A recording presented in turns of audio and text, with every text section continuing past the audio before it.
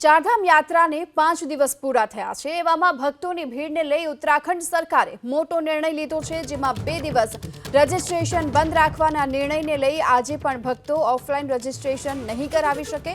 તો આ તરફ યમુનોત્રી અને ગંગોત્રી રૂટ પર ભક્તોની મોટી સંખ્યામાં ભીડ જોવા મળી રહી છે। અનેક પ્રવાસીઓ 5 થી 6 કલાક સુધીના ટ્રાફિક જામમાં ફસાયા હોવાના પણ અહેવાલ છે। જો કે એટલું જ નહીં, ચારધામની યાત્રા સમયે વિવિધ દુર્ઘટનામાં અત્યાર સુધીમાં 11 લોકોએ જીવ ગુમાવ્યા। તો 5 દિવસમાં યમુનોત્રીમાં 59,000થી પણ વધુ ભક્તોએ દર્શન કર્યા છે। ગંગોત્રીમાં 51,000થી વધુ ભક્તો દર્શન કરી ચૂક્યા છે।